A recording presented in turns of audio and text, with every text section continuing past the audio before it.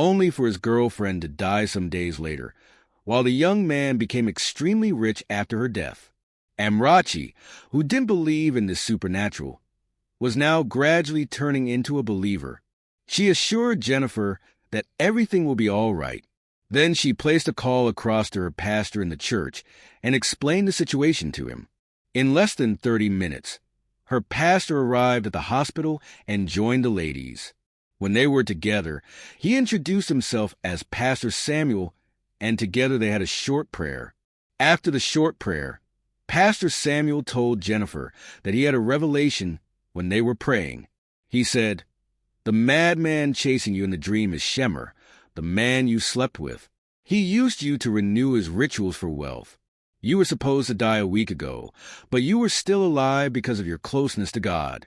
That is why he was unable to kill you in your dreams all this while. However, the fact that he caught up with you in your last dream means that you don't have much time to live anymore. He has already gotten what he wanted. I am also sorry to tell you that your friend Adani is involved in your predicament." Jennifer became very confused. Adani was her roommate, and they both cared about each other deeply. They also graduated from the same school, so she found it difficult to believe that Adani would intentionally wish her death. She requested to see Adani, and she was called into the ward. "Please tell me you are innocent of the accusation. Did you know that Shemer is the reason for my predicament?" Adani pretended to be shocked at Jennifer's question, but her eyes betrayed her. "I'm sorry, Jennifer. I had no idea this would happen to you. Shemer offered me a lot of money to convince you to sleep with him. The money was so tempting, and I was broke.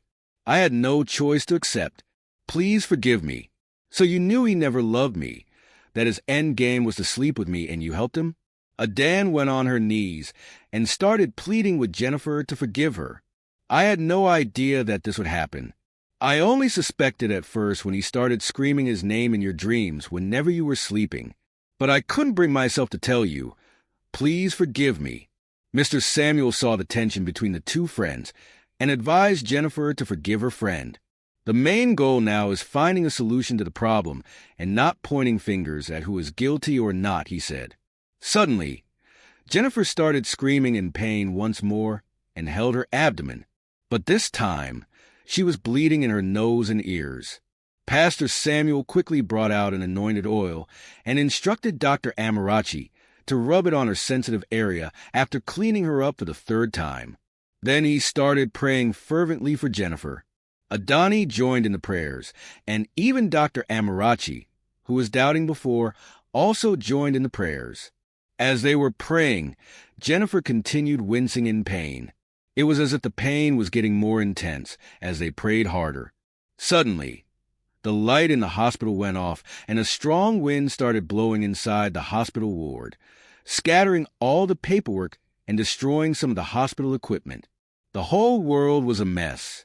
Dr. Marachi and Adani wanted to run, but Pastor Samuel told them to remain calm and continue praying, so they listened to him and overcame their fear. As they continued praying despite the scary occurrences, a man and woman dressed in red gown appeared inside the hospital ward and started laughing hysterically like witches. Then they pointed their hand at Jennifer, who was still shaking in pain on the bed, and said, "Stop meddling in our face. This woman is ours, and there's nothing you can do to save her. She has been sacrificed already, and it's only a matter of time until she dies." Dr. Marachi was petrified, and Adani was even more terrified. They quickly ran to hide behind Pastor Samuel, who turned to face these strange people. Then he told them, "She's naughty of. She's the daughter of the living God, in the name above all names. In the name of Jesus Christ, I rebuke you and cast you back to where you came from." The man and woman started vibrating and shaking.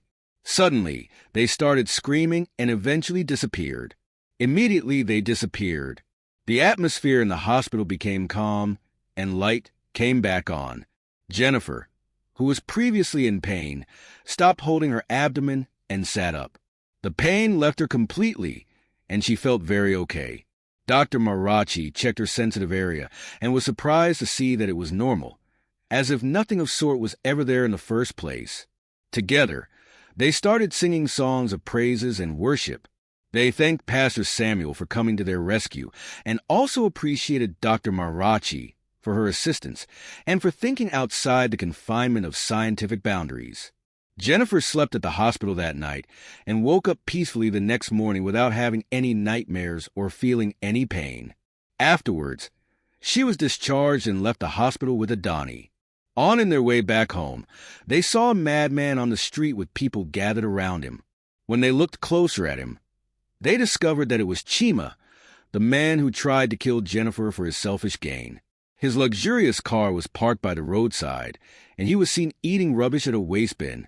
The driver of the car which they boarded shook his head in shame as he drove past, saying, "Young men of nowadays, always in a hurry to make quick wealth without hard work.